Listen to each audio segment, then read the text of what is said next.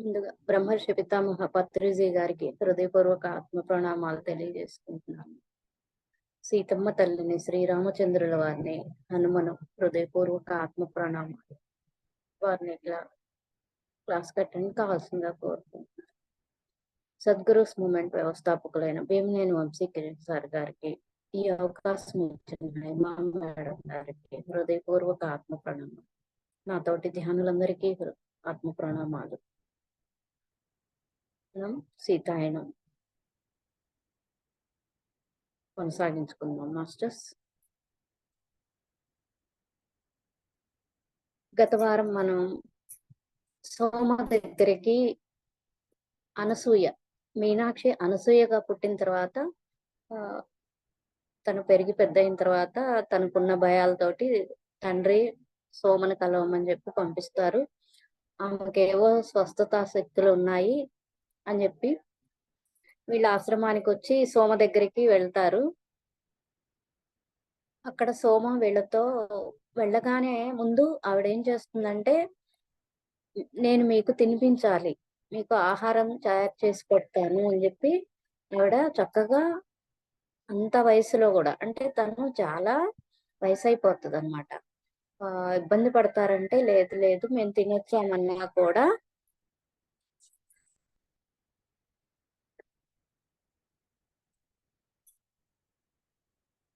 కానీ వాళ్ళు తను లేదు లేదు మాత సంతోషించదు, మాతకి నేను సమాధానం చెప్పాలి అంటే వచ్చిన అతిథులకి ఉన్నంతలో ఉన్న వాటిలో మంచివి తీసి ఆహారం అందించాలి. ఈ సంస్కృతి మాత దగ్గర నుంచి తను తీసుకుంటుంది అనమాట.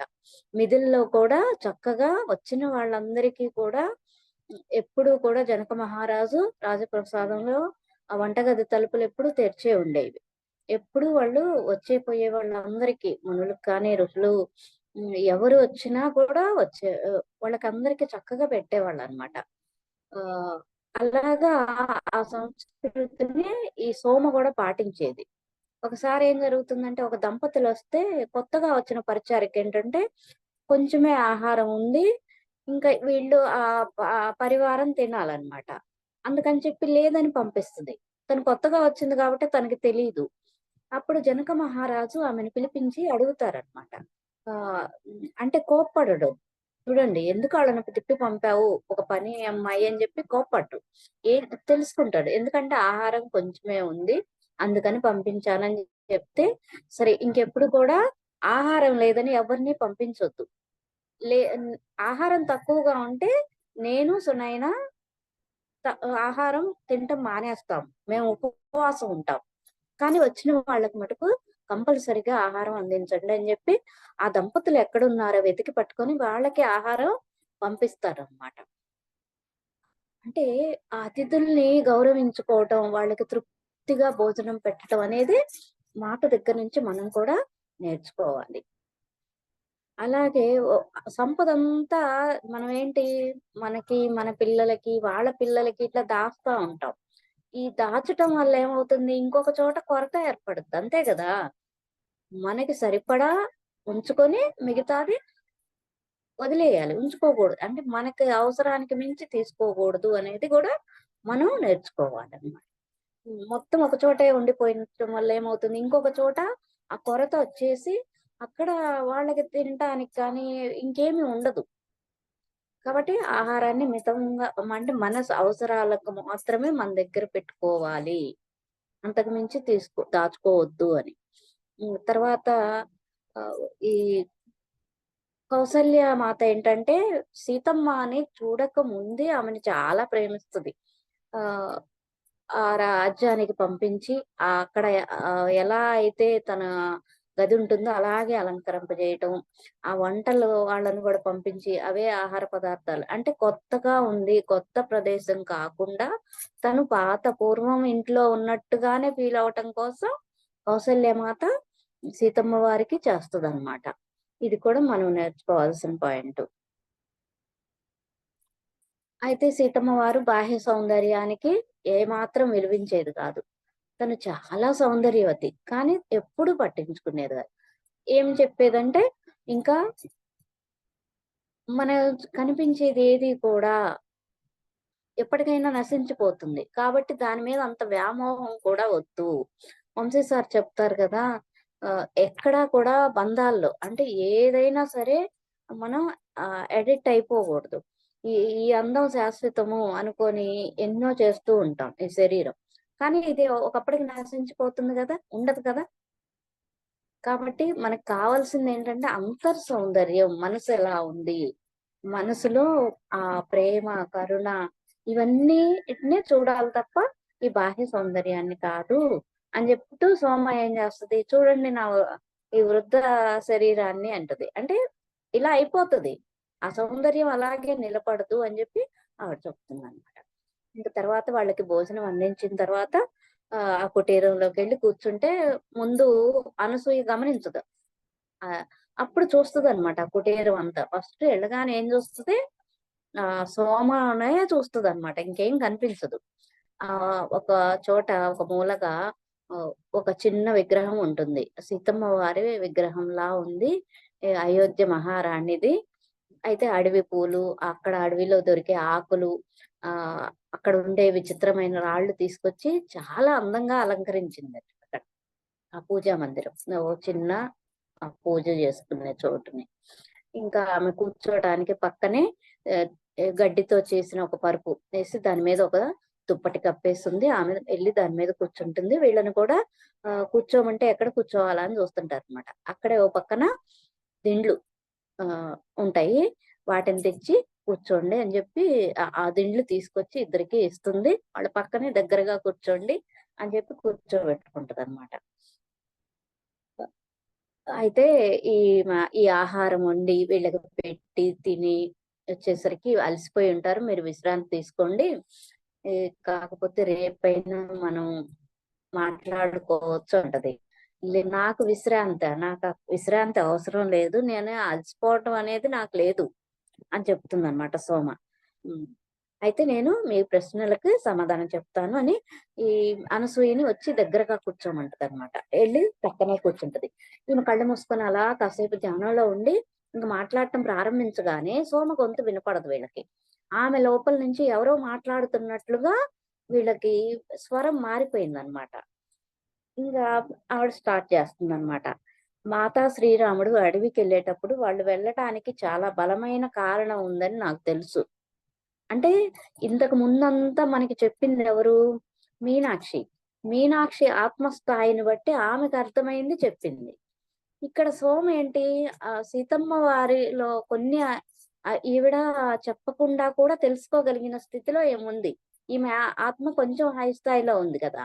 ఇప్పుడు ఈమె చెప్తుందనమాట. అంతకుముందేంటి బాహ్య కారణాలు కనిపిస్తున్నాయి కదా! అలా కాదు వాళ్ళు వెళ్ళటానికి కారణాలు వేరే ఉన్నాయి. దశరథ మహారాజు కైకేయికిచ్చిన మాట నిలబెట్టటం మాత్రం కాదు, లేదా ఆమె అసూయో, లేకపోతే ఆమెతో వచ్చిన సేవకురాలు చెడ్డతనమో కాదు. అవి బాహ్య కారణాలు. అంటే బయటికి కనిపించే కారణాలు. వాళ్ళు వెళ్ళటానికి దారి చేసిన బయట పరిస్థితులు. ఆ విధంగా గనక మనకు కనిపించకపోతే మరో విధమైన పరిస్థితులు కనబడేవి. అట్లాంటి పరిస్థితులు గనక కనపడలేదనుకో వేరే రకంగా ఉంటాయి గదా మరి. అట్లా కాదు. ఓహ్! అయితే ఆ సంఘటనల యొక్క నమూనా మరొక తలంలో చాలా కాలం క్రితమే రూపుదిద్దుకున్నాయి. అంటే చూడండి ఒక ప్లాన్ ప్రకారం వేరే తలంలో ఒక ప్రణాళిక సిద్ధమైంది. ఇక్కడ జరిగే వాటికి మూలం అక్కడ ఉంది. అక్కడే ఒక ఇప్పుడు చూడండి మన గవర్నమెంట్‌లో ఒక చట్టం చేయాలనుకోండి. అక్కడంతా చర్చలు జరిగి దానికి కష్ట నష్టాలు, లాభ నష్టాలు అంటే ఇది పాజిబులా? కాదా? ఎలా అవుతుంది? ప్రజలు ఎలా రిసీవ్ చేసుకుంటారు? ఉపయోగపడుతుందా? లేదా? ఎన్నో చర్చలు జరుగుతాయి గదా! అట్లా వేరొక తలంలో ఈ పరిస్థితులన్నిటికీ ఒక నమూనా అక్కడ తయారయ్యి ఉంది. అంతే తప్ప ఇక్కడ వీళ్ళు కైకేయి అసూయో లేకపోతే మందర యొక్క చెడ్డతనమో బయటికి కనిపిస్తున్నాయి అయి అంతే. కానీ వేరే ప్రణాళిక అయితే వేరే చోట ఏర్పడిపోయింది. అయితే ఈ అయోధ్య నగరాన్ని వీడటానికి కావలసిన పరిపూర్ణ చిత్రాన్ని రూపొందించాయి. అంటే ఇక్కడ కారణాలన్నీ వాళ్ళు వెళ్ళడానికి కనిపిస్తున్నాయి. ఒక చిత్రం అంటే ఆ సంఘటనలన్నీ అలా ఉన్నాయన్నమాట. అయితే దానివల్ల వాళ్ళు జన్మించిన లక్ష్యాన్ని పూర్తి చేసుకోగలుగుతారు. అంటే ఇలా ఏర్పడటం వల్ల ఏంటి వాళ్ళు జన్మించటానికి ఒక లక్ష్యం అనేది ఒకటుంది. అది పూర్తవ్వాలి గదా! అందుకని ఈ బాహ్య కారణాలు కనిపిస్తున్నాయి. అలాగే మనకి ఈ భూమి మీదకొచ్చి మన జీవితంలో జరిగే సంఘటనలన్నిటికి కూడా అవి జరుగుతున్నాయి అంటే వాటికి సార్ చెప్తారు గదా! గతంలోకెళ్ళి చూసుకోండి. వాటికి కారణాలు తెలుస్తాయి మీకు. అంటే మనం గూడా ఎన్నో మనం చూసుకోవటం జరిగింది. దానికో ప్రాసెస్ కూడా ఉంది గదా! చక్కగా హ్మ్, మనకు ఒక సంఘటన మన జీవితంలోకొచ్చింది. ఇదెందుకొచ్చింది? ఇది మనకే ఎందుకు జరుగుతుందన్నప్పుడు సార్ చెప్పింది. పగలు ఒక గంట కంపల్సరీగా ధ్యానం జేయాలి. పడుకోబోయేటప్పుడు ఒక 10 నిమిషాలు ధ్యానం జేసి, మధ్యరాత్రి మెలుకువ ఇవ్వండి అని జెప్పి అడిగి పడుకోవాలి. ఆ తర్వాత మళ్ళీ ఏదో ఒక టైంలో మనకి మెలుకువొస్తది. మాస్టర్స్ లేపుతారు. అప్పుడు మళ్ళీ 10 నిమిషాలు ధ్యానం జేసి, ఇది ఇలా జరగటానికి కారణం ఏంటి? మనకిష్టమైన భగవంతుడినో, మాస్టర్‌నో పిలుచుకొని మనం 3 సార్లు అడిగి, మళ్ళీ ఒక 10 నిమిషాలు ధ్యానం చేసి గనుక పడుకుంటే, మనకి కొన్ని రోజుల తర్వాత మనం ఎంత ఆర్తితో అడుగుతామో, ఎంత పశ్చాత్తాపంతో వేడుకుంటామో, అప్పుడు మనకి కలల రూపంలో గతంలో జరిగిన ఆ కారణాల వల్ల ఏంటి అనేది చూసుకోగలుగుతాం. ఇది ఆహ్, కర్మ విపాక కర్మ చూసుకునే ఒక ప్రక్రియ అన్నమాట. దీని ద్వారా మనం ఎన్నో చూసుకున్నాం. అలాగే ఇక్కడేంటంటే వాళ్ళు వెళ్ళటానికి ఒక లక్ష్యంతోటి వచ్చారు వాళ్ళు. ఇవి జరుగుతున్నాయని ఈ సంఘటనలకు తీసుకోవట్లేదు. ఇది ఇంకా ఎంతో ఆసక్తిగా ఉండి, ఈ అనసూయ ఏంటంటే ఇంకా దగ్గరగా జరిగి తన ధ్యాస మొత్తం కూడా అక్కడ పెట్టేస్తదనమాట. చెవులు రిక్కించి వింటా ఉంటుంది. మాత కొన్ని సూచనలు ఇక్కడ వదిలి వెళ్ళిందనమాట. అది నిజమని నాకు తెలుసు. ఆమె వెళ్ళటానికి ముందేం జేసింది, ఒక పవిత్ర జ్వాలని వెలిగించి, మిదిల నుంచొచ్చిన మా నలుగురు పరిచారకులకు కూడా తిరిగొచ్చే వరకు అది వెలిగేటట్లు చూడమని చెప్పింది గదా! అంటే దానికేమి అక్కడ కొన్ని ఒక మంత్రాన్నిచ్చి, ఇది పఠించండి. అందరూ సమయాలు పంచుకొని చేస్తూ వచ్చారు గదా! అయితే అది ఆమెలో ఒక భాగం. అక్కడ నిలిపి ఉంచి రాజ్యం మీద ఒక రక్షణా కవచాన్ని వేసింది. అంటే తనలో ఒక భాగాన్ని ఆ జ్వాల రూపంలో అక్కడుంచి, వీళ్ళు లేని టైంలో ఆ రాజప్రసాదంలో ఏమీ జరగకుండా అనర్థాలు ఎవరు వచ్చి హ్మ్. విరోధాలు లేకుండా చేయటం కోసం, రక్షణ కోసం ఒక వలయాన్ని తను అక్కడి నుంచి తన శక్తిని పంపించడానికి అట్లా పెట్టింది. కాలం గడిచే కొద్దీ ఆ జ్వాల అంతకంటే మించిందని నాకు నేను కనుక్కున్నాను. అప్పుడప్పుడేంటంటే, ఆ జ్వాల ముందు కూర్చొని కళ్ళు మూసుకొని ఉంటే మాత శ్రీరాముల ప్రయాణ చిత్రాలు. అంటే వాళ్ళు ఎక్కడ ప్రయాణం చేస్తున్నారు? ఏ ప్లేస్‌లో ఉన్నారు? ఏ ప్రాంతంలో ఉన్నారు? ఇంకా ఏంటంటే కొన్ని మాటలు ఈమె వినగలిగేది. అక్కడ వాళ్ళు మాట్లాడుకునేయి. అంటే ఇవన్నీ సోమకి చేరాలి, తెలుసుకోవాలి. సోమకి తెలియాలి అని జెప్పి, నా కోసం ఈ ఏర్పాటు చేసింది మాత అని జెప్పి చెప్తుందనమాట. అయితే ఇది సీతామాతని చేరగలిగిన ఒక మార్గం. అందుకోసం దాన్ని ఏర్పాటు చేసిందనమాట. అయితే ఇది ఎప్పటి వరకు కొనసాగిందంటే లంకకు వెళ్ళటం వెళ్ళడం వరకు ఇవన్నీ కూడా సోమ చూడగలిగేది. ఈ జ్వాల ద్వారా తను వినగలిగేది ఇంకా కొన్ని వాళ్ళ మాటలు కూడా. అయితే మళ్ళీ చెప్తుందనమాట కొంచెం సేపు ఆగి. నేనెప్పుడు దీని గురించి ఎవ్వరికీ చెప్పలేదు. ఓహ్! అంటే, అంటే ఎవరికీ చెప్పలేదు. ఇంకెక్కడా కూడా చెప్పలేదు. ఈ ప్రత్యేక సందేశం గనక ఉన్నప్పుడు మాత్రమే, అది ఎవరికి అవసరమో వాళ్ళకి మాత్రమే నేను చెప్పేదాన్ని. వాళ్ళు మాత్రమే వినగలిగేవాళ్ళు. నేనింకెవరికీ చెప్పలేదు. కాతే ఎప్పుడన్నా చెప్పినా కానీ, అది నేను కలలో చూశాను అన్నట్లుగా అంటే నాకు కలొచ్చింది ఇట్లాగా అని జెప్పేదాన్ని.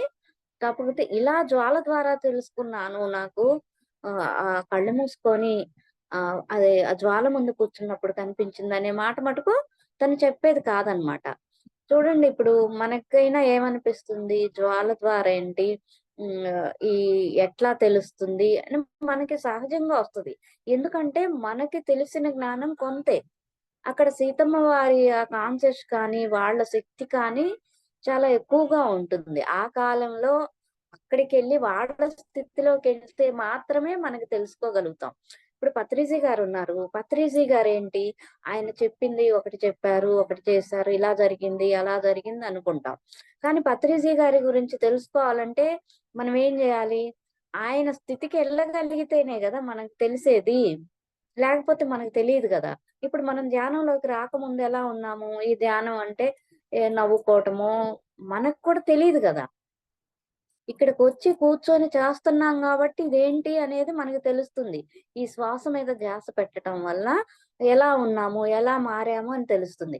అదే రాని వాళ్ళకెళ్లి చెప్పామనుకోండి, వాళ్ళెట్లా చూస్తారు? మనల్ని ఓ పిచ్చివాళ్ళలాగా చూస్తారు. అంతే గదా! ఇప్పుడు మనకంటే హయ్యర్‌గా ఉన్న మాస్టర్స్ దగ్గరికెళ్లి ఇప్పుడు వాళ్ళు మనం తెలుసుకోవాలనుకో మనకేం అర్థమవుతుంది? మనకు ఎంత జ్ఞానం ఉందో అంతవరకే మనం వాళ్ళ గురించి తెలుసుకోగలుగుతాం. అట్లాగే ఏంటంటే ఈ సోమ మాత్రమే సీతమ్మ వారికి కనెక్ట్ అయ్యి, ఆ జ్వాల నుంచి సందేశాలు అందుకునేది. సీతమ్మ కూడా ఇక్కడ జరిగే వాటిని తెలుసుకోవటం కోసం ఆ జ్వాల నుంచి తను చూసేదనమాట. ఇక్కడ వీళ్ళు మాట్లాడుకునే మాటలు ఆవిడ కూడా వినగలిగేది. అలాగే జనక మహారాజు గారితోటి కూడా ఆమె సందేశాలు అలాగా ఆహ్, బాహ్యంగా వాళ్ళు ఎదురెదురుగ్గా లేకపోయినా అంతరంగంలో సంభాషణలు అలా వినగలిగేవాళ్ళు. అలా సందేశాలు పంపుకునేవాళ్ళు. అయితే మాత అయోధ్యకు సందేశాలు అందించటం కోసం అంతానే బాగానే ఉందన్నమాట వినటం కోసం ఎదురు చూసేది. అంటే అక్కడ వాళ్ళు లేరు కాబట్టి, ఆ రాజ్యం మీద ఎవరన్నా దండయాత్ర చేశారా? అసలేంటి పరిస్థితులు? ఇక్కడ కూర్చొని వీళ్ళు మాట్లాడుకునేవాళ్ళు కదా! ఆ మాటల కోసం ఎదురు చూసేదన్నమాట సీతమ్మ కూడా. జనక మహారాజుతోటి కూడా ఆమె బంధం అలాగే కొనసాగటానికి ఈ అయితే ఇలాంటి బంధం గనక లేకపోతే ఈ సోమ ఏంటి, నేను జీవించలేనని తెలుసుకొనే ఈ సీతమ్మ తల్లి కూడా ఇంకొక కారణం ఏంటంటే, ఈ జ్వాలను ఏర్పాటు చేసింది. లేకపోతే సీతమ్మ వారితో కనెక్షన్ లేదు. ఎందుకంటే ఈమె సీతామాతకు సేవ చేయటం కోసమే వచ్చింది. ఆ సీతమ్మ వారితోటి ఆ బంధం లేకపోతే ఈ సోమ నేనైతే జీవించి ఉండేదాన్ని కాదేమో అని చెప్తుందనమాట. ఆ విధంగా నేను ఋషి అనసూయ యొక్క గొప్ప తపస్సు గురించి కూడా తెలుసుకున్నాను. ఏంటంటే ఈ జ్వాల ద్వారానే. ఒకానొక రాత్రి నేను ఆ జ్వాల ముందు కూర్చొని ఉండగా శ్రీరాముడు, మాత అత్రి, అనసూయ ఋషుల ఆశ్రమాన్ని సందర్శించగా వారి సంభాషణలో కొంత భాగం వినగలుగుతుందన్నమాట. అత్రి మహాముని తన భార్య అంటే అత్రి మహర్షి చెప్తున్నారనమాట. నా భార్య స్త్రీలకు ఆదర్శంగా ఉండాలని, దానివల్ల స్త్రీలు ఆధ్యాత్మిక సాధనలు చేసి భూమి భవిష్యత్తును రూపొందించటంలో తమ వంతు కర్తవ్యాన్ని, ఈ సహాయాన్ని అందించగలరని తాను ఆశిస్తున్నానని చెప్పారనమాట. చూడండి. అత్ అత్రి మహర్షి ఏంటి మనకేం తెలుసు? ఆహ్, ఒక భా భర్తని సేవించుకునే భార్యగానే తెలుసు. కానీ ఇక్కడ ఆమెను ఆదర్శంగా తీసుకొని ప్రతి ఒక్క స్త్రీ కూడా ఈ భూమి యొక్క అభ్యున్నతి కోసం, ఈ ఆధ్యాత్మిక జ్ఞానాన్ని పెంపొందించుకోవాలి. ప్రతి స్త్రీ కూడా అంటే ఈ భూమిని రక్షించుకునే పనిలో భాగం వాళ్ళు కూడా ఒక భాగం అవ్వాలి. అందరూ అట్లా ఎదగాలని అత్రి మహర్షి కూడా కోరుకుంటున్నారు. ఎట్లా? అనసూయ మాతలాగా. ఆమె చాలా చేసిందనమాట. అయితే అయితే ఈ మాటలు సోమకి వినిపించాయి ఆ జ్వాల ద్వారా. సీతమ్మ వారు అక్కడికెళ్ళి రాముల వారు ఆశ్రమంలో కలిసినప్పుడు వాళ్ళకవి కనిపిస్తున్నాయి. వినిపిస్తుంది సోమకి. అయితే ఆమె భూమి మీద మందాకిని నదిని తీసుకొచ్చింది ఆమె. అంటే ఆ మందాకిని నది అనేది రావటానికి కారణం ఎవరయ్యారు? అనసూయ మాత యొక్క తపశ్శక్తితోటి మందాకిని నదిని భూమి మీదకి తీసుకొచ్చిందనమాట. నీటితో పాటు నదీ దేవత ఆశీస్సులు కూడా ఉంటాయి. అంటే మనకి నీరు ఎంత అవసరం? పంటలు పండటానికి, మన దాహం తీర్చటానికి, పశుపక్షాదులకి ఆ!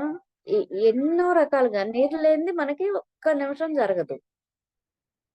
అట్లాగే ఆ నదీ దేవత యొక్క ఆశీస్సులు కూడా ఉంటాయండి. అటువంటివి మరెన్నో చేసింది. అంటే ఇదొక్కటే కాదు. ఇంకా ఎన్నో ఆవిడ చేసింది. కానీ ఇదెవ్వరికీ తెలీదు. అంతే గదా! మనకు కూడా ఎంతవరకు తెలుసు? భర్తను పూజిస్తూ, పాద పూజ చేస్తూ, భర్తను అనుసరించింది. హ్మ్. ఇంకా ఏంటి తను ఒక ఆదర్శ భార్య అని చెప్పి మనకు తెలుసు. పతివ్రత. ఇదొక ముద్ర ఒక్కటే మనకు తెలిసింది. కానీ ఆవిడ ఇంకా ఏంటంటే, ఆమె ఆధ్యాత్మిక విజయాల పట్ల ఎంతో నమ్రతతోటి ఉండేది. అంటే గర్వం అనేది కానీ ఏం లేదు. ఆమె చాలా పొందికగా ఉండేది.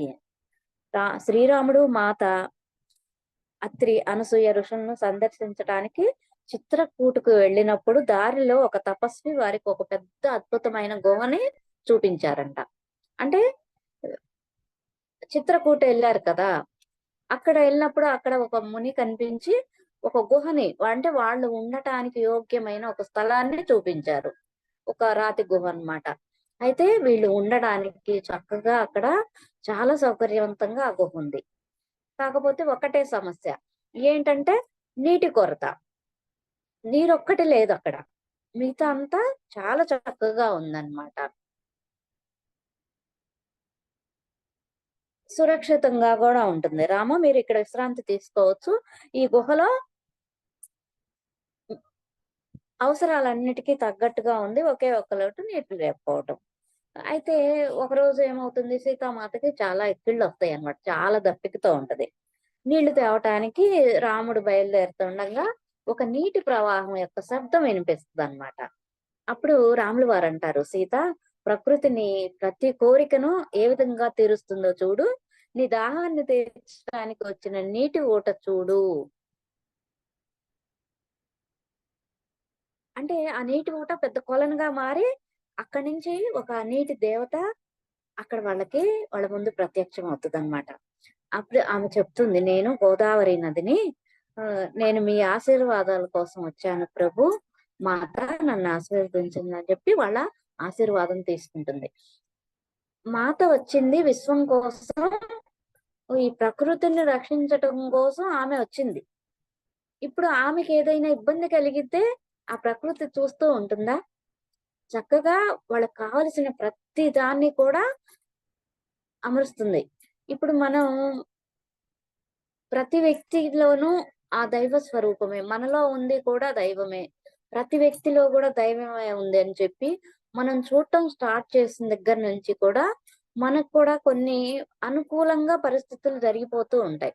ఇబ్బందికర పరిస్థితులుండవు. చాలా సాఫ్ట్‌గా ఎళ్ళిపోతదన్నమాట. ఇప్పుడు సీతమ్మ వారికేంటి? సీతమ్మ వారొచ్చింది ప్రకృతిని కోసం. ఈ భూమిని రక్షించటం కోసం. మనందరి కోసం వచ్చింది. లోకం కోసం. విశ్వాన్ని ప్రేమ కురిపించటం కోసం. మరి ఆమెకు ఇబ్బంది కలిగితే అదే నదీ మాతే అప్పుడే గోదావరి అక్కడ చిత్రకూట్‌లో అంటే మనకి ఇక్కడ చెప్తారు షిరిడీ ఎళ్ళినప్పుడు నేను అక్కడ నాసిక్ ఇక్కడే గోదావరి పుట్టింది అన్నారు. కాకపోతే ఎళ్ళలేదు. ఆ కొండల్లో ఉంది అని చూపిస్తారు. ఇంకక్కడేముండదు అని జెప్పి వెళ్ళటం అవ్వలేదు. కాకపోతే అక్కడికెళ్ళటానికి నాకు అనుమతి లేదేమో! ఆహ్, అనిపిచ్చింది. అక్కడ ఇంగప్పుడు ఆమె చెప్తుందనమాట.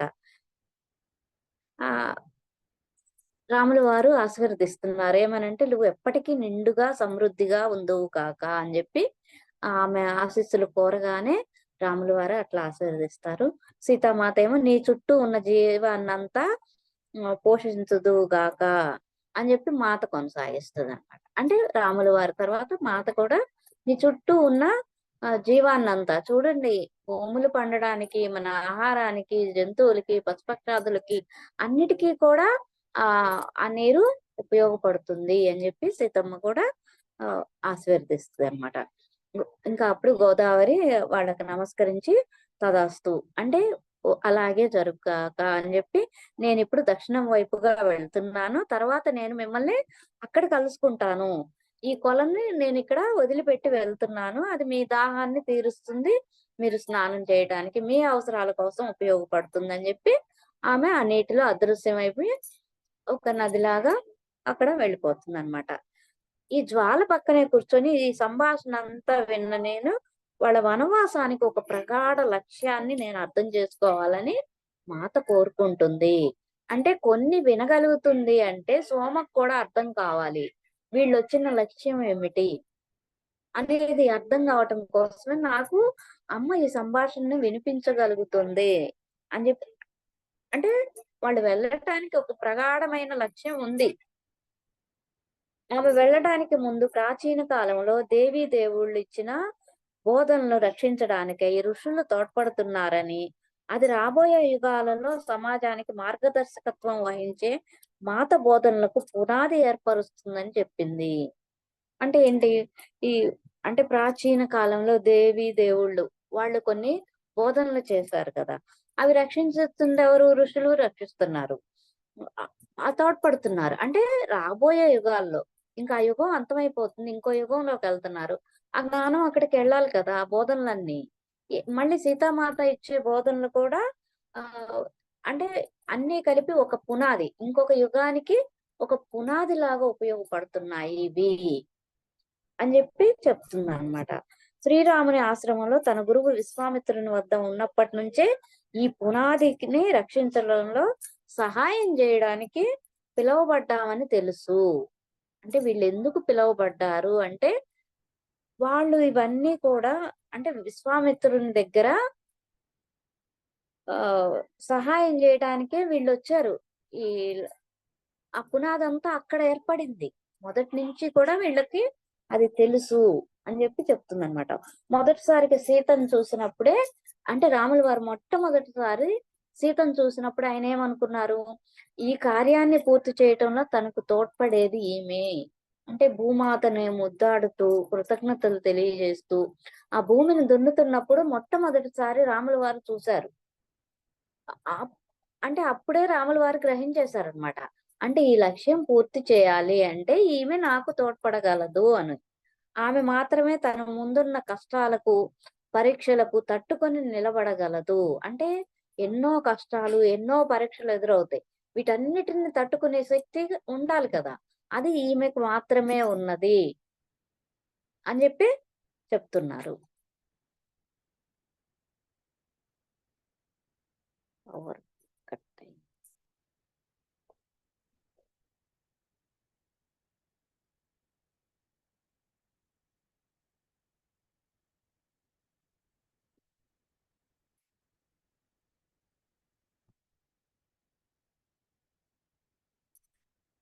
వారి విజయము సర్వోత్కృష్టమైన ప్రాధాన్యం కలది.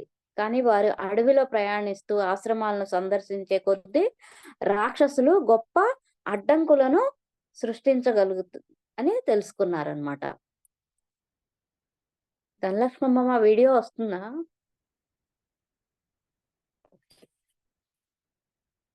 అంటే రాక్షసులున్నారు కదా! వాళ్ళందరూ కూడా వీళ్ళు ఎళ్ళేటప్పటికి ఆహ్, అడ్డంకులు చాలా సృష్టిస్తుంటారు. ఎందుకు రాక్షసుల సహజాతాలు మచ్చిక చేయబడి అంటే వాళ్ళ అన్నీ కూడా మచ్చిక చేసుకున్నారు. ఆ రాక్షసులు ఆ రాక్షస ప్రవృత్తిని వాళ్ళు అలవరుచుకొనున్నారనమాట. వాళ్ళింకా ఏంటంటే మాంసభక్షకులు. రాత్రిపూట దాడి చేసి ఆశ్రమాలను నాశనం జేస్తున్నారు. అంటే రాత్రిపూట ఈ ఆశ్రమాల్లో పడి వాళ్ళు అంటే నరమాంసాన్ని, ఈ మనుషుల్ని చంపి తింటున్నారు. వాళ్ళు ఆ లక్ష్యాన్ని నెరవేర్చుకోవటానికేంది కీకారణ్యంలో ప్రయాణం జేయవలసి ఉంటుందని రాముడికి తెలుసు. అంటే ఈ కీకారణ్యంలోకెళ్ళాలంటే వాళ్ళు ఆ అడవుల గుండా ప్రయాణం జేయాలి. ఈ అడవుల గుండా ప్రయాణం చేసినప్పుడేంటి, ఆ అడవుల్లో ఆహారం గురించి, ఔషధాల గురించి ఉన్న జ్ఞానము ఆ ముగ్గురికి తమపై విధించబడిన వనవాసం పూర్తి చేయటానికి తోడ్పడింది. మాతకి తెలుసు కదా! తనకి ఆ అడవుల్లో ఆ జంతువుల్ని ఎక్కడ ఏ తుంపలు దొరుకుతాయి, ఏ ఔషధాలు దొరుకుతాయి, అవి దేనికి ఉపయోగపడతాయి, ఆహారం ఎలాగా ఏ ఏ ఆహారాలు అంటే ఏమేమి తినొచ్చు అనేది ఈ జ్ఞానం అంతా కూడా సీతామాతకి పుట్టిన దగ్గర నుంచి తను అది ఆకలింపు చేసుకొనున్నది. వీళ్ళ ముగ్గురు అడవుల్లోకెళ్ళినప్పుడేంటి, ఆహారం తీసుకోవడానికి ఆమె జ్ఞానము ఉపయోగపడుతుంది. అంటే మనం చిన్నప్పుడు కొన్ని కొన్ని పనులు మనకి వస్తూ ఉంటాయి. ఇవి ఎందుకొస్తున్నాయి అనేది మనకప్పుడు తెలీదు. ఆహ్, అవేంటంటే ముందు ముందు మనకి ముందు కాలంలో ఆహ్, ఏవైతే అనుభవాలున్నాయో అవి మనం మళ్ళీ ఆ లైఫ్‌లో వాటిని సునాయాసంగా చేయటానికి కొన్ని పనులు మనకి దోహదపడతాయన్నమాట. అట్లానే ఈ సీతామాత యొక్క జ్ఞానము తెలుస్తుంది. ఇక్కడ వీళ్ళకి చాలా ఉపయోగపడింది. ఆమె మాట్లాడేటప్పుడు కళ్ళు మూసుకున్నాయి. కానీ ఇప్పుడు ఆమె కళ్ళు తెరిచి వాళ్ళ వైపు చూస్తూ ఉందన్నమాట సోమ. తాను చెప్తుంది అర్థం చేసుకున్నారా లేదా అని. అంటే ఈమె ఆ ట్రాన్స్‌లోకెళ్ళి మాట్లాడుతుంది గదా! ఆమె మాటలు వీళ్ళకి అర్థమయ్యాయా లేదా అని. అయితే వీళ్ళమ్మ తల ఊపుతదన్నమాట. కానీ ఈ సో అనసూయ ఏమి అందనమాట. అంటే ఆవిడ చెప్పేది ఏది గూడా ఈమెకి జీర్ణం అవ్వట్లా. ఎందుకంటే ఇంతకు ముందు తనెప్పుడూ ఇలాగ వినలేదు. తనేంటి అయోధ్యలో విన్న కథ వేరు. ఇక్కడ ఈమె చెప్తున్నది వేరు. చాలా విరుద్ధంగా ఉందన్నమాట. అట్లానే చాలా అసాధారణంగా కూడా ఉంది. అంతే కదా! అది మన ఊహకు అందవు కొన్ని. అసూయ మాట నిలుపుకోవటాల గురించి విన్నాను. దాని ప్రగాఢ లోతుల గురించి నాకేం తెలీదు. అంటే ఒక అసూయ పుట్టింది. ఏవో ఒక చెడ్డ మాటలు జరిగాయి. ఇదే తెలుసనమాట. అంటే మాట ఇచ్చి నిలుపుకోవట్లేదు. అని జెప్పి. ఇ అయితే అంటే లోతుగా దీనికేమి తెలీదు. ఈలోపు ఎండ బాగా తీవ్రం అయ్యేసరికి ఆ జంతువులు, పక్షులు అన్ని చెట్ల కిందకొచ్చాయి.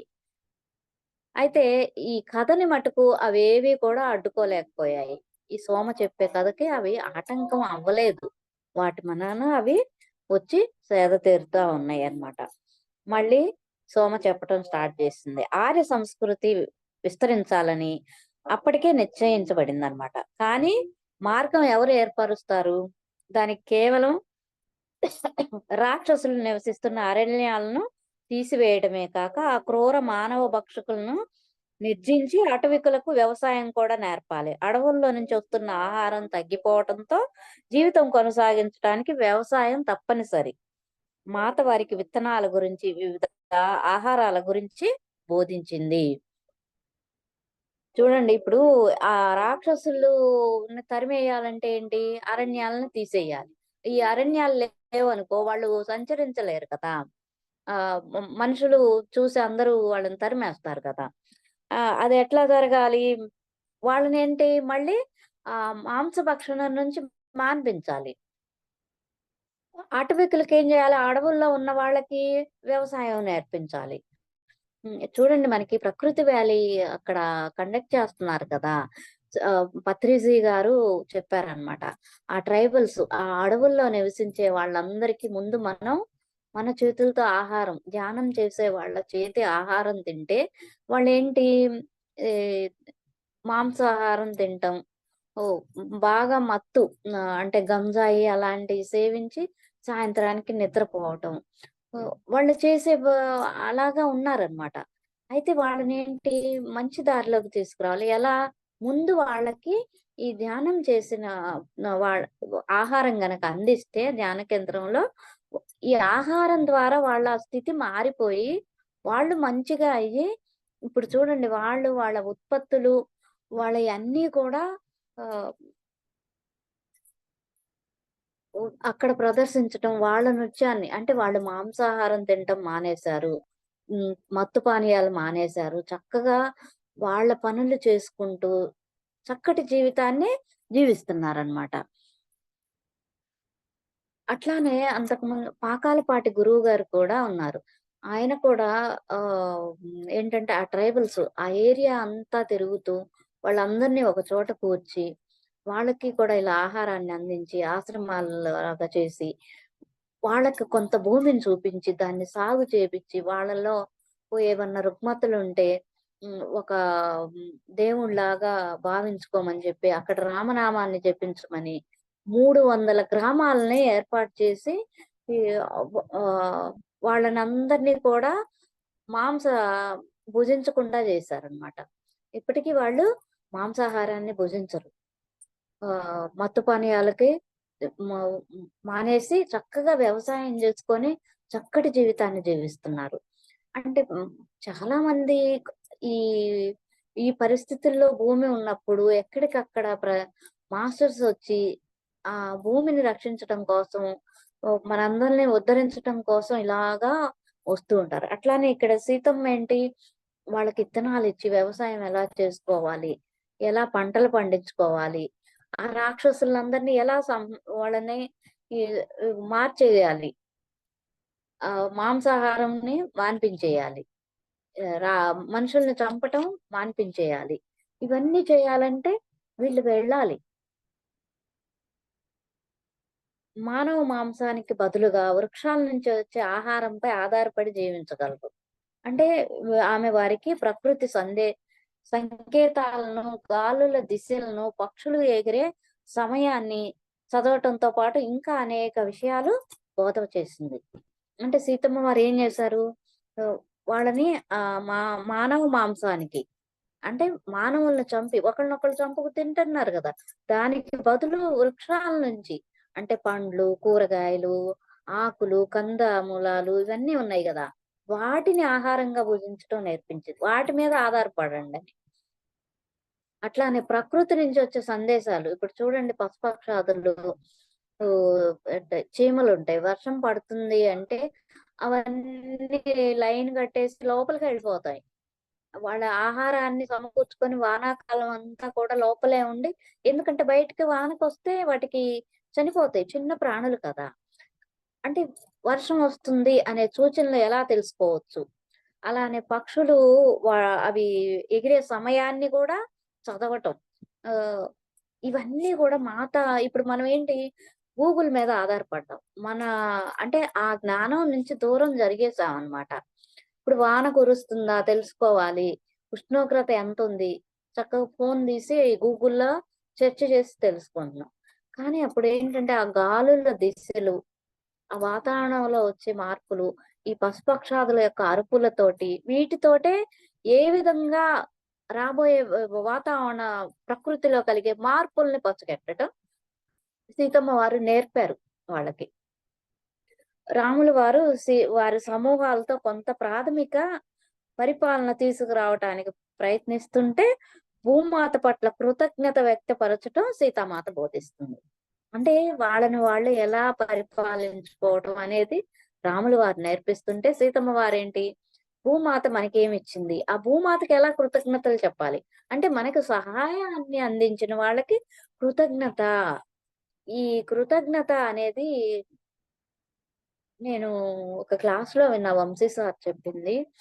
మనకి కృతజ్ఞతా భావము, అలాగే ఆహ్, క్షమాతత్వం, ఈ 2 గనక మనం అలవరుచుకుంటే, ఇప్పుడు చూడండి కొంతమందికి కొన్ని డిసీజెస్ ఒస్తాయి, కొన్ని రోగాలు. మందులేసుకుంటారు. దానికి తగ్గట్టు ఆహార వ్యవహారాలు మార్చుకుంటారు. అవి తగ్గుతాయి. కానీ మళ్ళీ కొన్ని రోజులకొస్తున్నాయి. ఈ మళ్ళీ మందులేసుకుంటూ ఉంటారు. అవి తగ్గకుండా అలా వస్తున్నాయి అంటే ఒకటే, మనలో కృతజ్ఞత. అంటే మనకి ప్రకృతికి కృతజ్ఞత, మనకు సహాయం చేసిన వాళ్ళ పట్ల కృతజ్ఞత తెలియజేయాలి. అంటే ఎప్పటికీ మర్చిపోకూడదనమాట. అట్లానే క్షమ. ఇప్పుడు మన పట్ల ఎవరో ఏదో ప్రవర్తించారు. ఓకే. అయిపోయింది. దెబ్బలాడుకున్నా అయిపోయింది. ఇంక వాళ్ళనేం జేయాలి? క్షమించేసేయాలి. మళ్ళీ చక్కగా ఎళ్లి పలకరించాలి. కానీ మనం ఏంటి, దాన్నలానే గుర్తుపెట్టేసుకొని అదే కోపంతోటి ఉంటాం. దీన్ని తీసేసుకోవాలి. ఇవి తీసేసుకున్నందువల్ల మన హెల్త్ గాని, మన కాన్షియస్ కానీ చాలా ఇంప్రూవ్ అవుతది. క్షమాతత్వం, కృతజ్ఞతాభావం. ఈ 2 కూడా చాలా చాలా ముఖ్యమైనయన్నమాట. అంటే వాళ్ళని పరిపాలించుకోవటమేమో రాముల వారు చెప్తున్నారు. కృతజ్ఞత ఎలా చెప్పాలి, ఎలా తెలియచేయాలి భూమాతకి అనేది సీతమ్మ వారు నేర్పారు. అంటే మిథిలలో పొందిన జ్ఞానాన్ని జనక మహారాజు తీసుకొచ్చారు కదా! ఇదంతా కూడా అదంతా ఆ జ్ఞానం ఈ సీతమ్మ అక్కడ నేర్చుకున్న జ్ఞానాన్నంతా కూడా ఇక్కడ వీళ్ళకి పంచుతుందనమాట. అలానే మనం ఈ ధ్యానం ద్వారా సార్ క్లాసెస్ విని, మేడం ఇచ్చిన సార్ మనం ఎంతగా ఇంప్రూవ్ అయ్యామో దీన్ని ఇంకొకళ్ళకి నేర్పాలి మనం. వా అప్పుడేమవుతుంది వాళ్ళు కూడా మారి ఈ స సజ్జన సాంగత్యంలోకొస్తారు. వా ఒక ఆత్మ ఎదిగింది అంటే అది ఇంకా ఆ పై ఆత్మలు ఇంకా ఇంకా ఎదుగుతూ ఉంటాయి. అది వాళ్ళని ఉద్ధరించాం అనే భావం కాదు. మనం ఎదుగుతున్నాము. మనకి ఇంకొకసారి అది రిపీట్ అవుతుంది. మనకి ఇంకా కాస్త ఎరుకులో ఉంటాము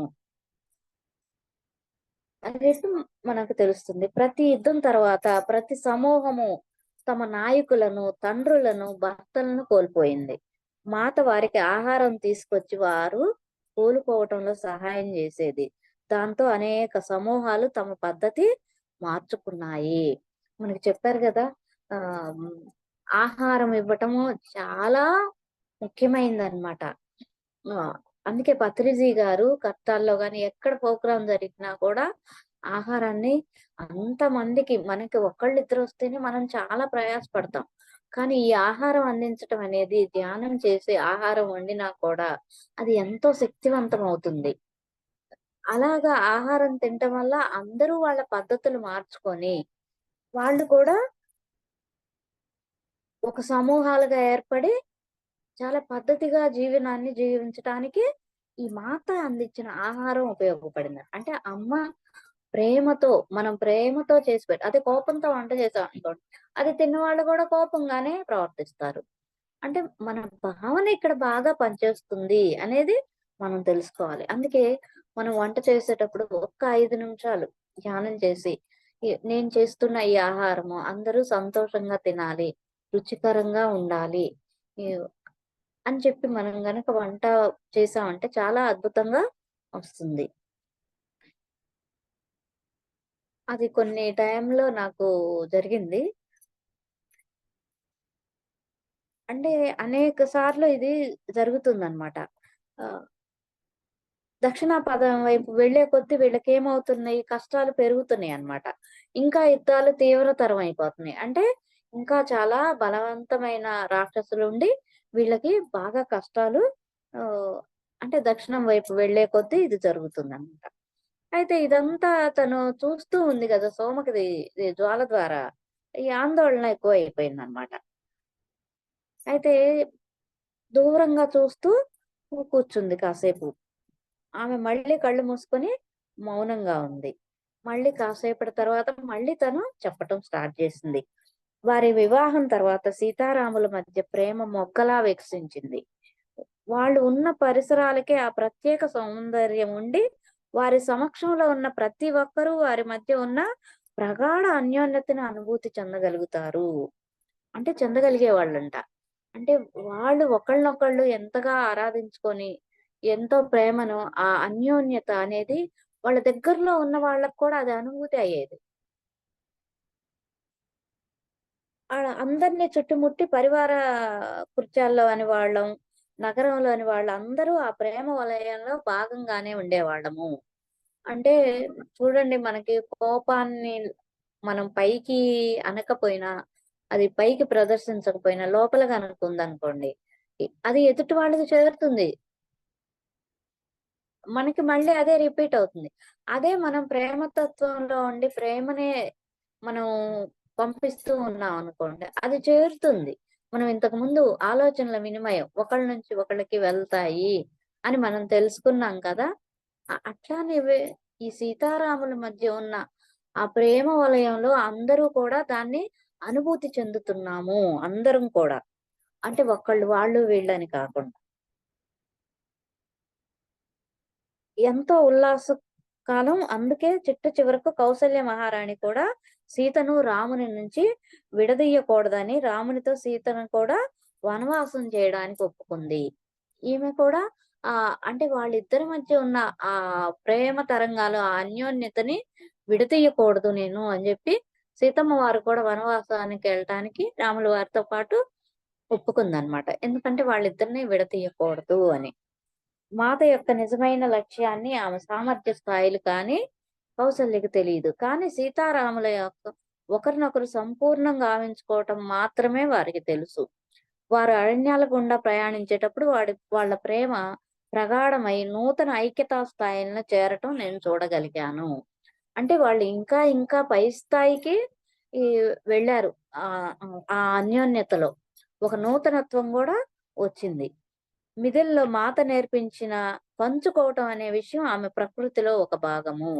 అంటే ఉన్నదే అందరితో పాటు పంచుకోవటం మాత నేర్పించిందనమాట. ఆమె మరి అంటే ప్రకృతిలో ఆమె ఒక భాగం. అంటే వేరే విధంగా ఏం లేదు చేయటం. అందుకే ఆమె అవసరం ఉన్న వారందరికీ ఆహారం అందించేది. ఎవరైతే అవసరంలో ఉన్నారో వాళ్ళందరికీ కూడా ఆహారం తీసుకెళ్ళి పెట్టేదన్నమాట. తమ దగ్గర కొంచెమే ఉన్నప్పటికీ వారికి పెట్టేది. అదే వాళ్ళ దగ్గర కొంచెం ఉందనుకోండి, అయినా సరే ఆ ఉన్నది వాళ్ళకి పెట్టేది. కొన్ని సార్లయితే చాలినంత లేకపోతే తను తినకుండా ఉండేది. అంటే ఇప్పుడు సరిపడా లేదు. అరణ్యాల్లో కదా! ఆహారం సమృద్ధిగా ఒక్కొక్కసారి ఉండకపోవచ్చు. అది తక్కువగా ఉన్నప్పుడేంటంటే అందరికి పెట్టేసి తను మానుకునేది.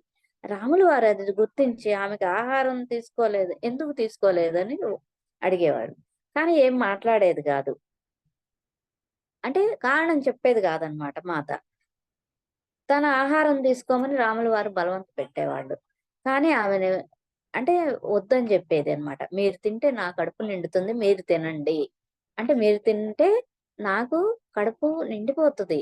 చాలా సంతృప్తిగా ఉంటది నాకంటది. అంటే అప్పుడు రాముల వారేమన్నారు, "నా విషయము అంతే. నువ్వు తింటే నా కడుపు నిండినట్లే. అంతే కదా! నువ్వు తిను" అని జెప్పి రాముల వారు అడుగుతున్నారు. ఆహ్, అంటే ఇట్లా చాలా సార్లు జరిగేది. అప్పుడు సీతామాత ఏమంటుందంటే, "ఒకవేళ యుద్ధమే గనకొస్తే మీకు తగినంత బలం అవసరం." అద అంటే అప్పుడు రాముల వారేంటంటే, "నువ్వు తినకపోతే నాకు శక్తి ఉండదని" అన్నాడు. అంటే సీతమ్మ "నువ్వు తినలేదనుకో నాకు శక్తి ఉండదు నేను తిన్నా గాని." అంటే ఆ రాముల వారి శక్తంతా కూడా ఆమె సీతమ్మే ఆ రాముల వారి యొక్క శక్తనమాట. అయితే ఇంకేం చెప్పాలో తెలియక చూస్తూ ఉండిపోయేది. లక్ష్మణుడు ఇదంతా చూస్తూ మధ్యలో కల్పించుకొని అంటే సీతమ్మ వారు తినేంత వరకు రాములు వారు తినేవాళ్ళు కాదు. తనకు ఆకలి కాలేదని కనుక మీరు తినమని సీతను అభ్యర్థించేవాడు. ఆమె అదే కారణం చెప్పి వద్దనేది. యుద్ధమే గనక వస్తే అంటే లక్ష్మణుడు అడిగేవాడు. సరే నాకు ఆకలిగా లేదు మీరు తినండి అంటే, లేదు యుద్ధం గనకొస్తే లక్ష్మణుడు కూడా యుద్ధం చేయాలి కదా! మరి అతనికి కూడా శక్తి కావాలి గదా! అయితే చివరికేం చేశారు రాములు వారు తను తినే దానిలో సగం అది అంటే లక్ష్మణుడు కూడా సగం ఇచ్చేసరికి అది గమనించి, ఇంత నేను తినలేను. అంటే అప్పుడు ఫుల్ అయిపోతుంది గదా! అది. అయితే పదే పదే లక్ష్మణుడు అడగంగా అడగంగా ఆమె నవ్వి మీరు పంచిందంతా నేను తినలేను అని జెప్పి అంటే ఒకళ్ళ మీద ఒకళ్ళకి ఆ ప్రేమ, ఆప్యాయత అంత బాండింగ్‌తో వాళ్ళు ఉన్నారనమాట. ఆహారం లేకపోతే అట్లా పంచుకు తినటం అనేది. ఆళ్ళ ముగ్గురు మధ్య ఆ విధమైన ప్రేముంది. అనేక సందర్భాలు, అనేక సార్లు అలాంటివి సంభవించాయంట. శ్రీరాముని శరీరానికి చిన్న గాయమైనా ఆమె బాధతో విలవిల్లాడేది. ఆయన కూడా అంతే. ప్రయాణం మధ్యలో మాత అనేక సార్లు అనారోగ్యానికి గురి అయ్యేది. మొదటిసారి ఆమె దాన్ని దాచి ఉంచాలని ప్రయత్నించింది. కానీ రాముల వారి నుంచి దాచటం అది కష్టం గదా! అసాధ్యం అన్నమాట. పనులన్నీ పక్కన బెట్టి "నువ్వు విశ్రాంతి తీసుకో, పడుకొనుండు" అని జెప్తే. అయితే అప్పుడు మాత రాముల వారికి పలానా ఔషధాలు, పలానా మందు ఎలా తయారు చేయటమో చెప్పేది.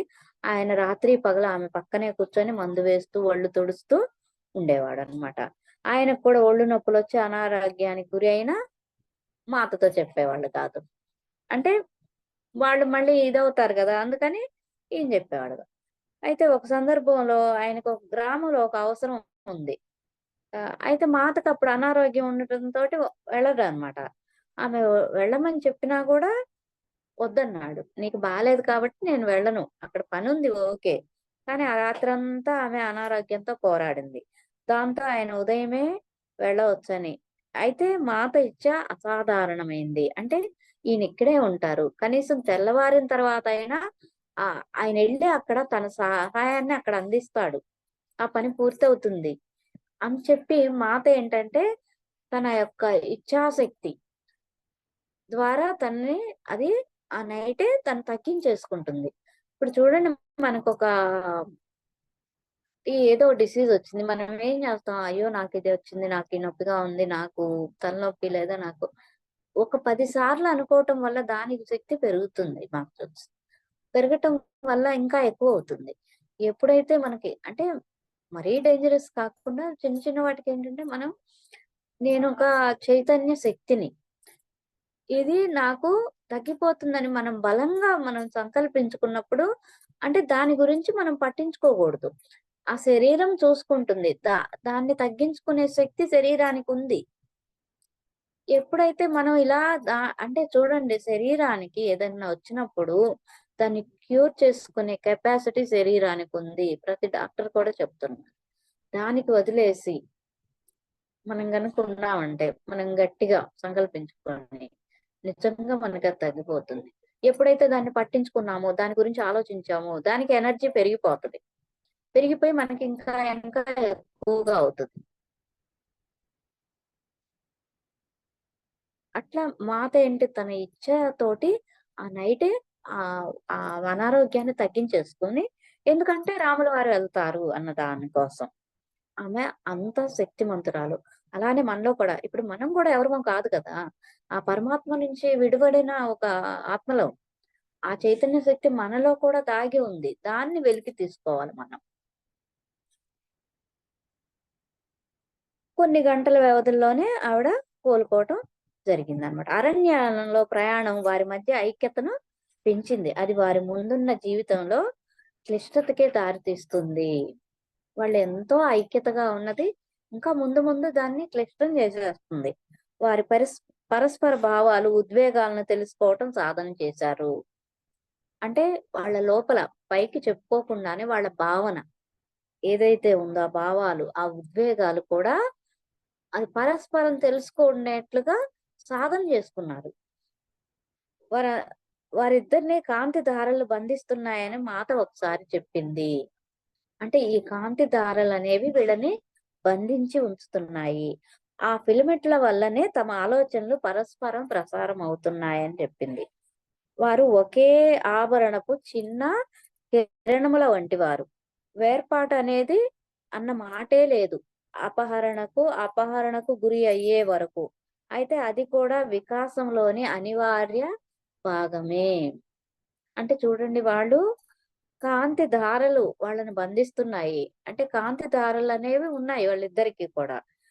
అంటే ఇప్పుడు బల్బులో ఫిలమెంట్ అనేది ఉంటుంది గదా! అట్లానే వీళ్ళ ఆలోచనలేంటంటే పరస్పరం ఒకళ్ళకొకళ్ళకి చేరటానికి ఆ కాంతి దారాలు ఉపయోగపడుతున్నాయి. అంటే విభిన్న కిరణాలు అయినా అంటే ఒక వజ్రంలో విభిన్నంగా ఉండొచ్చు ఆ రాడ్లు. కానీ అది ఒకటికొకటి తెలుసుకోగలగటానికి ఉంది. అయితే ఈ వీళ్ళు విడవడేంత వరకు అంటే లంకలోకి అమ్మవారిని రావణుడు తీసుకెళ్ళేంత వరకు కూడా ఇవి ఉన్నాయి. అయితే అది కట్ అయినా కానీ ఎ వీళ్ళు ఎంత ఎదగటానికి అవి ఉపయోగపడ్డాయి. అంటే ఒకళ్ళ ఆ సాధన చెయ్యబట్టి దూరంగా ఉన్నా కానీ వీళ్ళు పరస్పరం మాట్లాడుకోగలగటానికి, ఆ ఉద్యోగాలు పంచుకోవటానికి ఉపయోగపడుతున్నాయి అని. సోమ ఇక మౌనంలోకి వెళ్ళిపోతదనమాట. మెల్లగా కళ్ళు మూసుకొని ధ్యాన స్థితిలోకి వెళ్ళందని గ్రహిస్తారు. అయితే ఒక గంట సేపు వీళ్ళు ఎదురు చూస్తారు. లేసి మాట్లాడుతుందేమో! మధ్యలోకి ధ్యానంలోకెళ్తుంది గదా! కానీ ఆమె ఇప్పుడిప్పుడే అంటే ఆ స్థితిలోకెళ్ళిపోయిందనమాట. గాఢ ధ్యాన స్థితిలోకి. ఇంక వీళ్ళేంటంటే ఏ ఆశ్రమానికి వెళ్ళే సమయం అయిందని జెప్పి వీళ్ళు తిరిగి ఆశ్రమానికి వస్తారనమాట. అయితే వీళ్ళ కుటీరానికొచ్చేంత వరకు వాళ్ళ అమ్మేమి మాట్లాడదు. అందుకు ఈమె కృతజ్ఞతలే. అంటే ఇదంతా అవగతం జేసుకోవడానికి మళ్ళీ అమ్మ మాట్లాడితే ఎక్కడ డిస్టర్బ్ అవుతాను అని. ఆవిడ మాట్లాడకపోయేసరికి ఓకే అని జెప్పి ఈ ఆళ్ళమ్మ మాట్లాడలేనందుకు కూడా లోపల కృతజ్ఞత తెలియజేసుకుంటుందనమాట. ఎందుకంటే మాట్లాడాలనే అభిలాష ఈమెకి లేదు. అయితే ఒక్క రోజులో నా ప్రపంచం తల్లక్రిందులైనట్లుంది. సోమ చెప్పింది నాకు అర్థం కాకపోయినా అయోధ్యలో మాకు తెలిసింది అర్ధ సత్యమే అని గ్రహించా. అంటే సగం సత్యమే మాకు తెలుసు. ఈ సోమ మాట అంటే పూర్తిగా అవగతం ఏమి అవ్వలేదు. అంటే చాలా పెద్ద పెద్ద విషయాలు ఇక్కడ ఉన్నాయి కదా! ఇదంతా జ్ఞానం అనేది లేదు. మాకు తెలియంది ఇంకా ఎంతో ఉంది. సోమ తన జ్ఞానం పంచుకోవటం మొదలుపెట్టింది. ఆశ్రమానికి వెళ్ళి మా అమ్మ పడుకుంటే నేను ఆమె వైపు చూసి, "అమ్మ ఏం ఆలోచిస్తున్నావు?" అని చెప్పి అడుగుతదనమాట పడుకున్నాక. మనం ఎంత అదృష్టవంతులం సోమని కలిసాము. ఆమె చెప్పింది విన్నాక ఎంతో ప్రశ్నించాలనుకున్నా. కానీ ఆమె మనం విన్నదాన్ని వర్ణించటానికి కూడా నాకు రాదు. అయితే ఆ విన్నదేంటో చెప్పటానికి కూడా నాకు చేతనవ్వట్లేదు. మీ నాన్నకేం చెప్పాలి? పెళ్ళంటే నీకున్న భయానికి కారణం కనుక్కోవటానికొచ్చాం. కానీ ఇప్పుడు నాకు మనం నిజంగా అందుకొరకే వచ్చామా అనిపిస్తుంది. మరి అంటే వీళ్ళొచ్చిన ప్రయాణ కారణం ఏంటి? పెళ్ళంటే భయం ఉంది అనసూయకి. నేను పెళ్లి చేసుకోను, చచ్చిపోతానేమో అంటుంది గదా! అంతలా భయపడిపోవటానికి కారణం ఏందో తెలుసుకుందామని వచ్చాం గదా! కానీ అసలు దానికోసమే వచ్చామా అన్న డౌట్ ఈవిడకి క్రియేట్ అవుతుంది. అంటే ఇక్కడ వింటున్నదంతా కూడా వేరుగా ఉంది గదా! అందుకోసం నువ్వేమనుకుంటున్నావు? నాకైతే ఇలా అనిపిస్తుందని జెప్పి కూతుర్ని అడుగుతుందనమాట అనసూయని. నేను ఆమె పట్ల చెప్పలేనంత ప్రేమను అనుభూతి చెందుతున్నాను. అంటే ఆమె పట్ల అంత ప్రేమ. అంటే ఆ ప్రేమను గూడా నేను చెప్పలేకపోతున్నాను. జనక మహారాజు గారిని గురించి మాట్లాడినప్పుడు నా లోపల ఏదో గిర్రున తిరిగింది. అది చెప్తుండగా అంటే వాళ్ళ అమ్మకి చెప్తూ ఉండగా కళ్ళమ్మట నీళ్లు కారిపోతున్నాయన్నమాట. మా అమ్మ జవాబు చెప్పకుండా కళ్ళు మూసుకొని, "సాయంత్రం భోజనం వరకు విశ్రాంతి తీసుకుందాము." అంటే ఆ నైట్ తినే భోజనం టైం వరకు కూడా మనం విశ్రాంతి కాసేపు మౌనంగా విశ్రాంతి తీసుకొని ఉందామంటది. అంటే ఇప్పుడు చూడండి ఈ జనక మహారాజు గురించి చెప్పగానే అంటే ఒక జన్మలో అక్కడ ఉన్నది తను. ఇక్కడ అది గుర్తు చేయగానే ఆ అనుభూతి తన లోపల కదిలిపోయిందనమాట. అట్లానే కళ్ళు అంటే ఆ సోల్‌కి కనెక్ట్ అయ్యితే ఇప్పుడు చూడండి మనకి ధ్యానంలో కూర్చున్నప్పుడు మనకు కూడా కళ్ళమ్మట నీళ్లొస్తాయి. ఏడుస్తున్నాం అనుకుంటాం. కాదు ఆనంద బాష్పాలనమాట. ఆ సోల్‌కి, ఆ పవిత్ర ఆత్మలకి మనం కనెక్ట్ అయ్యి, ఆ ధ్యానం చేసేటప్పుడు సహజంగా ఇది జరుగుతుందనమాట. ఆశ్రమంలో భోజనం చాలా సాదాగా ఉంది. ఆ గురువుగారు వచ్చి అంటే వాళ్ళు ఆ నైటే గదా! వచ్చిన రోజే ఇదంతా జరిగింది. ఆహ్, అంటే ఆశ్రమాల్లో ఎలా ఉంటుంది? మనకు మషాలాలు, కారాలు ఇట్లా ఉండవు. సాత్విక భోజనమే ఉంటదనమాట. అంటే చాలా సాదాగా ఉంది. ఆ గురువుగారొస్తారనమాట. "సోమ మీతో మాట్లాడిందా? లేక ధ్యానంలోనే కూర్చుండిపోయిందా?" అని అడుగుతున్నారనమాట. ఆమె చాలా సేపు మాట్లాడింది అని జెప్పి వాళ్ళమ్మ చెప్తే ఆయన బిగ్గరగా నవ్వుతూ ఆవిడకి మీకు మిథుల కథలు జెప్పిందా అంటారు. అంటే మిథుల గురించి కథలు. అంటే ఆవిడేంటి ఇంకా వచ్చిన వాళ్ళందరికి ఆ కథలు చెప్తూ ఉంటుంది గదా! ఆయన నవ్వుతూ అంటే, "అవును. ఓహ్! వాటిలో ఒకటి ఆశ్రమ వాసులకు చెప్తావా?" అని అడుగుతున్నాడాయన. అవును. చెప్పిందంటే, అందులో ఒకటి అంటే ఆ అక్కడ ఆశ్రమంలో ఉన్నారు గదా! నేర్చుకుంటూ గురుకులంలో ఉన్న వాళ్ళందరికి ఒక కథ చెప్తావా అంటే, ఎందుకంటే వాళ్ళకి తరచూ సోమ దగ్గరనికి కలుసుకునే అవకాశం తక్కువుంటుందనమాట. కాబట్టి ఏదో ఒక పనిలో పని జేసుకుంటూ ఉంటారు. కరువు కాలంలో మహారాజు పరివార కృత్యాల వారి కోసం ఉంచిన ఆహారం పంచటం గురించి అత్యాస వలన ఏర్పడే కొరత గురించి ఆయన చెప్పిన విషయాలన్నీ అంటే ఆయన ఏం చెప్పారు అక్కడ జనక మహారాజు. వీళ్ళు కొరత ఎలా వస్తుంది? అంటే ఆ అత్యాసతోటి మనం మన దగ్గరే పెట్టేసుకుంటే ఇంకో చోట కొరత ఎలా వస్తది? ఇంకొకళ్ళకి ఆహారం లేకుండా ఎలా పోతది? ఆ కథని వీళ్ళు చెప్పారన్నమాట. ఆయన చెప్పింది సత్యమని ఈ ఋషి నిర్ధారిస్తారనమాట. అధిక సంపద పేదరికానికి దారితీస్తుంది. అధికంగా సంపద ఒక చోట పోగేస్తే అది పేదరికం ఇంకొక చోట వస్తది. ప్రకృతి వనరులను నిరోధిస్తుంది కూడా. అట్లానే ప్రకృతి వనరులన్నీ కూడా నిరోధించబడతాయి. అంటే ఒక చోట అతిగా కూడబెట్టబడితే మరొక చోట కొరత ఏర్పడుతుంది. ఒకానొక నది ఆటంకాల వల్ల నీరు ప్రవహించడం ఆగిపోతుంది. అవసరం కొద్దీ ప్రతిదీ పంచబడుతుంది. అంటే విరోధం ఏర్పడితే ఎక్కడైనా అతిగా ఒండ్రు పేరుకుపోతది. అంటే ఒక చోట నీటిని ఆపేసాం అనుకోండి, అక్కడంతా ఒండ్రు ఏర్పడిపోద్ది కదా! ఇంకా ప్రవాహం అవుతది అనమాట.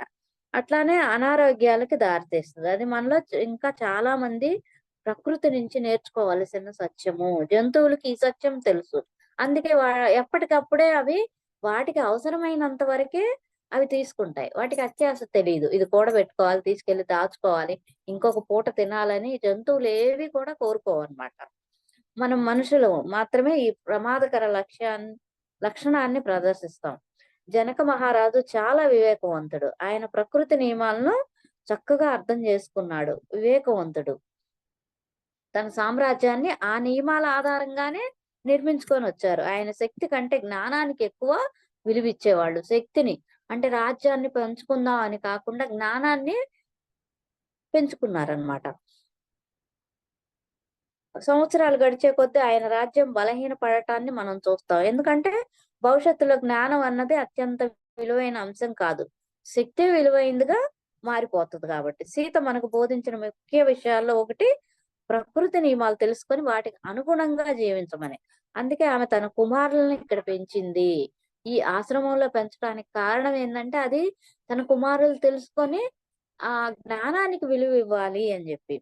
ఆ జ్ఞానం పొందగలరన్న భావంతో రాజమందిరంలో అన్ని సౌకర్యాల మధ్య ఉండటం కంటే ఇక్కడ పెరగటాన్ని ఎంపిక చేసుకుంది. మాత అది ఎంపిక చేసుకుంది. ఆమె యొక్క పుత్రులు ఇక్కడ పెరగాలని. తన తండ్రి ఏర్పరిచిన దారిలో నడవటం ఆమెకు తెలుసు.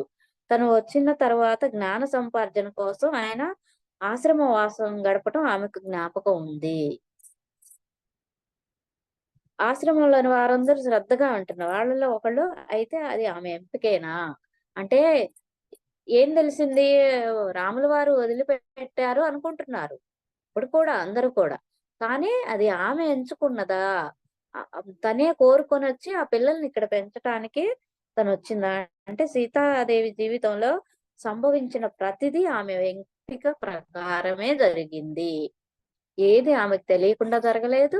ఆమె అనుమతి లేకుండా జరగలేదన్నమాట. అన్నీ కూడా ఆమె ఎంపిక చేసుకుంది.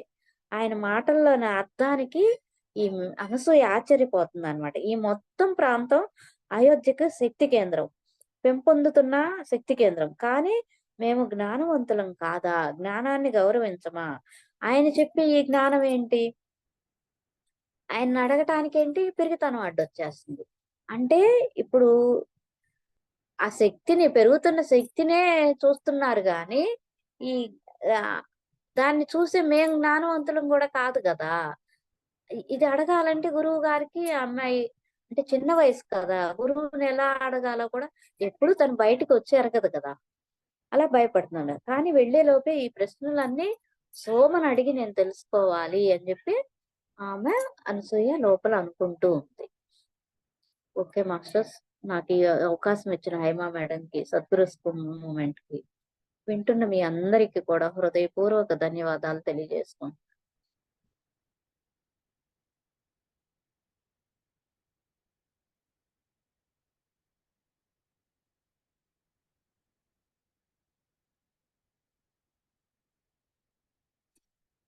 సీతాయనం ఈ వారం ఇక్కడితోటి ఆఫ్ చేసుకుందాం. నెక్స్ట్ సోమ కథతోటి మళ్ళీ ప్రయాణం సాగిద్దాం.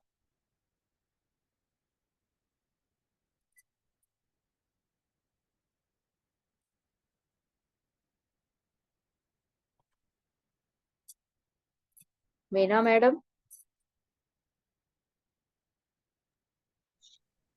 అమ్మా